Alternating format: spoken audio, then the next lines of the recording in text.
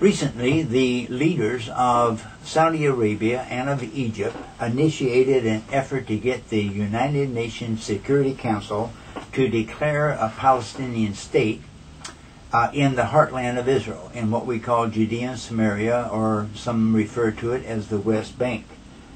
This is an effort to shortcut the effort at ongoing negotiations between Israel and the Palestinians, almost never-ending negotiations in an effort to negotiate a settlement between the conflicting claims of both the Israelis and the Palestinians.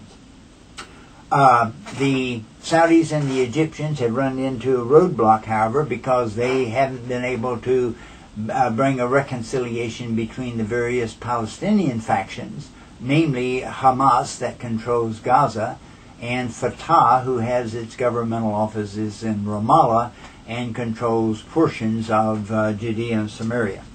The Obama administration supports the goals set forth by the Saudis and the Egyptians in this effort. Mr.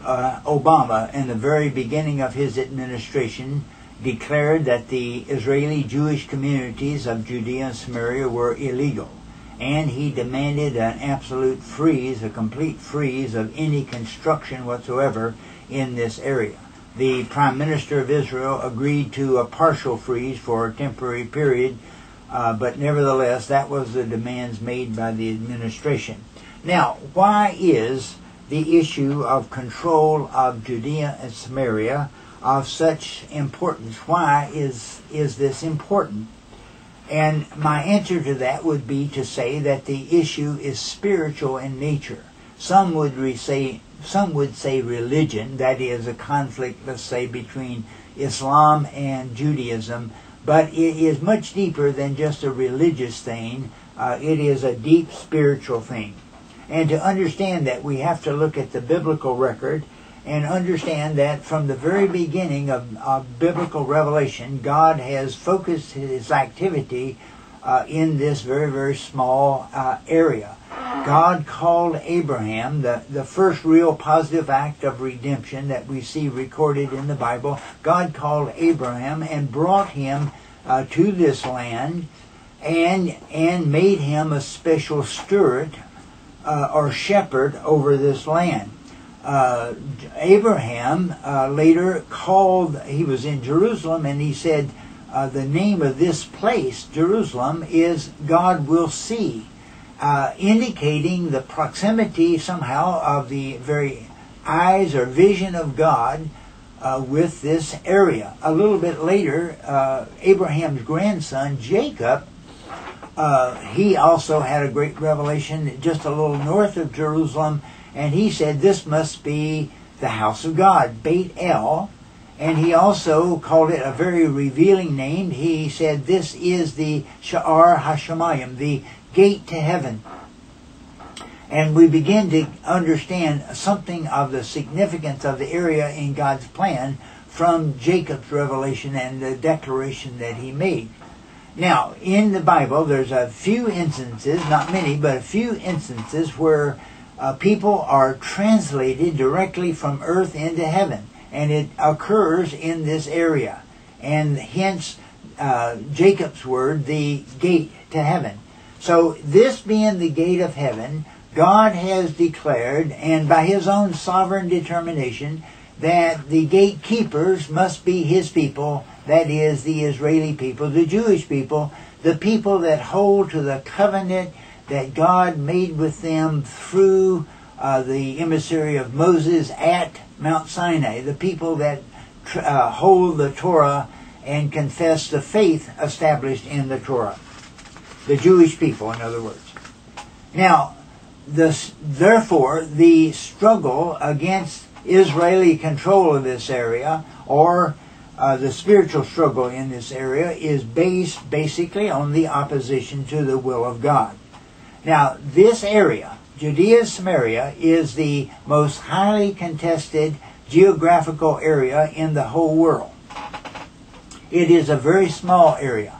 I live in Central Florida, and the whole area of Israel is roughly comparable to two modest-sized counties in Central Florida, that of Seminole and Orange County. Maybe the area of Israel just slightly larger than the combination of these two counties. So we're talking about, in a world scale, a tiny piece of land. It has no military significance that anybody knows of. It has no unusual natural resources. In fact, it has no significance whatsoever except for the spiritual significance that is associated with it by God's own declaration himself. Now, getting back to our present political situation, Mr. Obama's initial policy position relative to this area is an attempt to force Israeli control, force the Israelis out of this area, and to transfer control of this area that God so has determined, force it into the hands of the Palestinians. Mr. Obama has a special emissary to the area, George Mitchell, also of Arab descent, who is there trying to negotiate between the two positions and to implement this policy set forth by the Obama administration.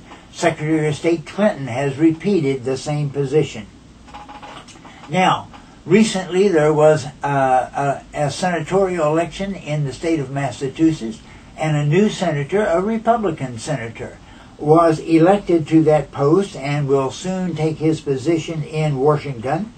And as a result of his position, the administration, I think, is going to have to revamp its entire plan to implement its bill for the health care modification.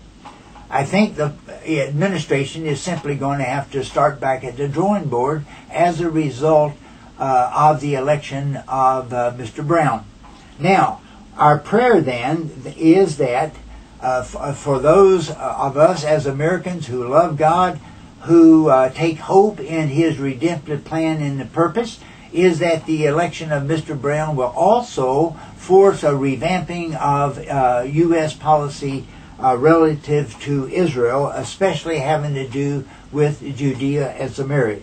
I do not want to see this nation, of which I am a part of, define itself in opposition to the very stated will of God.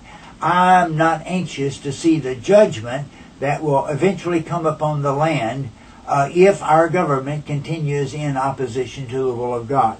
Therefore, let me ask you to pray for the resolve of our Israeli friends on the one hand, and for repentance in the highest office of this nation.